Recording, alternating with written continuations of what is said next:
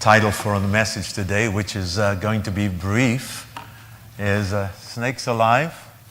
And when I shared with my church board that the Pathfinders and Adventurers want to have a special time together, and that I said to them, well, they said, how are you going to squeeze in a message? And I said, I can do 5 to 7 minutes. And the board cracked up laughing. And you know why they laughed. For those of you who've been here in the last few weeks, I don't generally speak 5 to 7 minutes.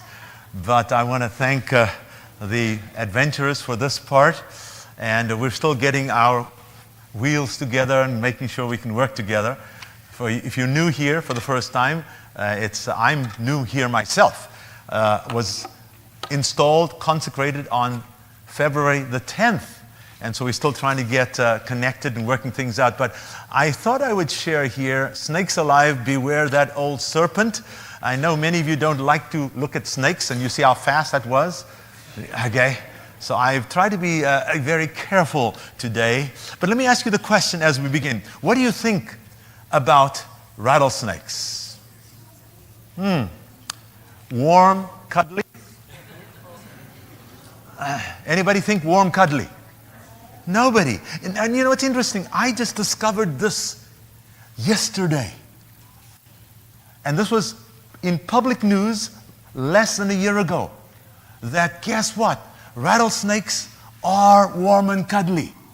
Did you know that? Here it is. Listen to this. A new study by researchers from Loma Linda University in California has shown that rattlesnakes, much like people, feel calmer when they are cuddling another rattlesnake. Okay. Warm and cuddly indeed, according to this right there at Loma Linda University. I didn't know that. All right, it's kind of interesting, when you prepare a sermon, you learn more. And okay, now that one's again gone quickly. Notice they were warm and cuddly there. But what's interesting, I had decided to share something on this idea of snakes alive. And yesterday, in the Record Gazette of yesterday, that arrived at my home on Thursday afternoon, right there on page 2, rattlesnake safety for humans and pets. Well, I guess it tied in. So I thought I'd share a couple of stories. I promised the kids, all right, 2 stories every time. And so before I even moved into Sun Lakes, by the way, I joined a hiking group. And we went out hiking. This was March before I went to Sun Lakes. And we would hike in different places. And one day, the hiking group and the gentleman in the middle there with a whitish beard, his name is George. He is 76, by the way. Thanks, Erica, for making me 80 years old, but I'm not 80. Erica has a flair for exaggeration. But just so that everybody knows, no, I'm not 80. Like, all right, but thanks, Erica. And thanks to the Erica and the rest of the team for everything you do for the kids. But Richie, don't make me 90 when you get up, okay? I'm not. I'm only 72, Erica. Where are you? Where is Erica? Oh, she's behind the curtains hiding. 72, Erica. 72. Okay, no 80 here. I'm still young. But anyway, so I went hiking. George was 76. We were hiking together. And then one day they said, let's go down Highland Springs Avenue. We're going to go for a hike down at the end. If you know, on the left-hand side, that's Sun Lakes. And on the right-hand side is Four Seasons, the last gate. And that's beyond that. So we parked our car. And they said, we're going to hike up to the top of that. There's a flag up there, and you go past this water tower, and I said, okay, and so we did. And then after we got to the top, by the way, we started going down, and as we were going down, I was in last position. There were like 7 of us together, and the guy in front of me stopped, and he said, oh, I think there's a snake there. And I said, where? And he said, right there. And I said, no, that's a stick. So Randy and I started arguing with each other, gently. He said, no, it's a snake. Now, those of you who have better eyes, you can see something there. Can you see it? And I said, no, it's a stick. And he eventually said, no. I said, okay, then it's dead. And he said, well, it's a gopher. I said, hold on, let me go and get a stick. And I got a stick to check whether the stick was alive. Are you with me?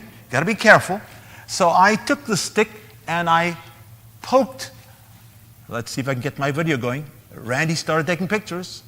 Not sure if we can get the video going right now. But anyway, I poked at that stick, and for some reason, my video doesn't want to play. But it turned out that stick was alive. And not only was it alive, it wasn't a gopher. Anybody want to guess what it was? A rattlesnake. Indeed, a rattlesnake. Oh, and I was so glad that Randy had better eyes than I, and he happened to see that rattlesnake, and anyway, we managed to go another way. And after that, I was very careful. I'm not so sure about hiking with that group, but anyway, they go to strange places, but we've had a lot of fun hiking together. A few weeks later, I went back down that same route. And if you walk down there past Sun Lakes and Four Seasons, and then eventually it goes uphill, and after you go uphill, you get to the top of the hill. By the way, if anybody's gone down that road, you know it's the road that links Banning and Beaumont, and you get to the top of that hill, and then it goes down, all right? And while I was walking that way, it's very quiet out there because that's a dead-end road. It stops at a little place that was the old San Jacinta wildlife area. And as I came around the bend, there was a man there. They had just driven by, and I looked, and the man and his son, the son was driving the car, and he had just driven across that snake. There's a rattlesnake that they had killed, not intentionally, right in front of me. And I thanked the Lord. In fact, I thanked this young 16-year-old boy who was learning to drive the car. Thank you for going ahead of me and driving over the snake. And I think it's the same snake that last time was trying to get us. But you know what the Bible talks about in Revelation 12 verse 9. Thanks, Kelly, for reading to us. And the great dragon was cast out. That old serpent called the devil and Satan, which deceiveth the whole world. He was cast out into the earth, and his angels were cast out with him. And I heard a loud voice saying in heaven, now is come salvation and strength and the kingdom of our God. Why? And the power of his Christ. For the accuser of our brethren, that's the devil, all right, is cast down, which accused them before our God day and night. Now here's the exciting part, the last verse of those 3 verses. And they, God's people, overcame him, the devil. How? Read with me. Let's read verse 11 together, everybody. And they overcame him by the blood of the Lamb and by the word of their testimony. And they loved not their lives unto the death. Kids, remember, Jesus has overcome. Jesus has trampled on the devil, the serpent. Today, we can praise God that through Jesus' sacrificial death, he overcame that old serpent. And all of us can overcome the devil. How? By the blood of the Lamb. Let's live for Jesus today. May God bless you.